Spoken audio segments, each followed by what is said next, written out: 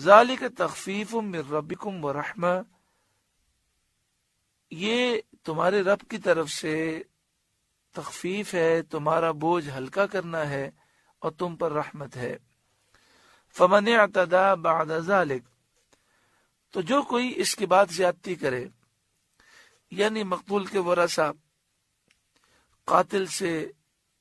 زیادہ مال کا مطالبہ کریں یا کسی لحاظ سے تنگ کریں، یا وہ یوں کریں کہ دیت بھی لے لیں اور پھر قاتل کو قتل بھی کر دیں۔ اسی طرح جو قاتل ہے وہ پہلے تو کہے کہ مجھے معاف کر دیں، میں دیت دوں گا، پھر دیت دیے بغیر وہ فرار ہو جائے،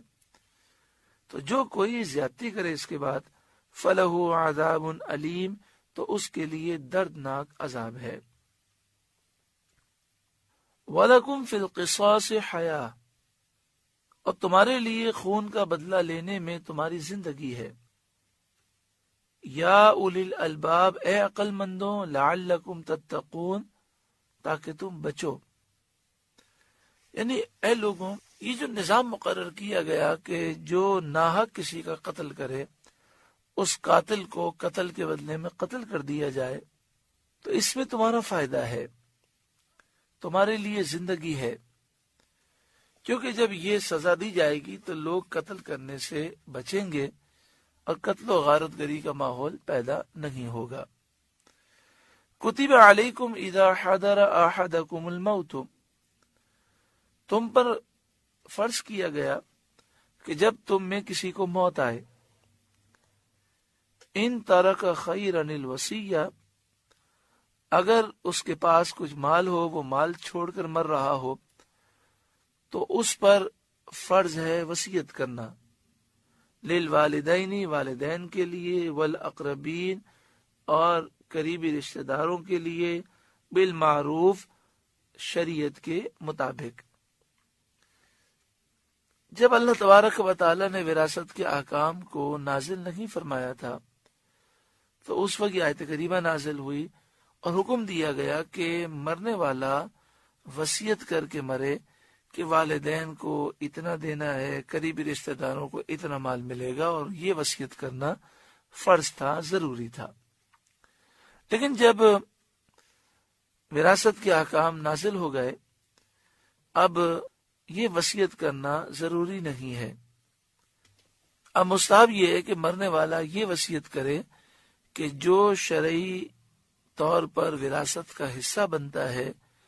وہ میرے ورثاء میں تقسیم کیا جائے اور نا انصافی نہ ہو، شرعی احکام پر عمل کیا جائے۔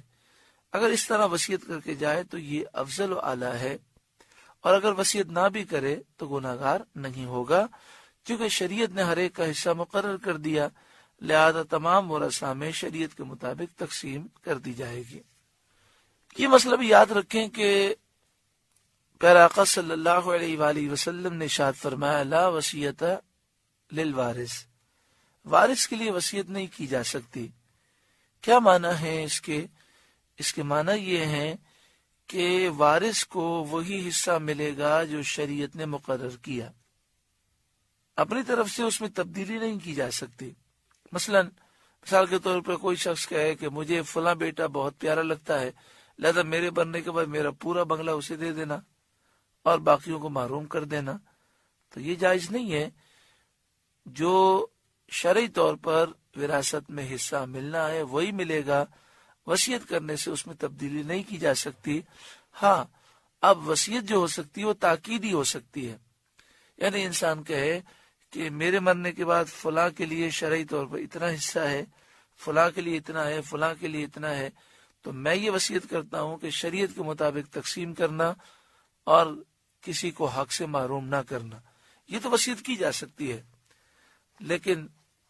اس میں تبدیلی کی وصیت یا کسی کو زیادہ دینا، کسی کو کم دینا،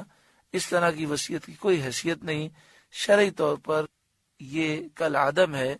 یعنی اس کی کوئی ویلیو نہیں ہے۔ اسی طرح مرنے والا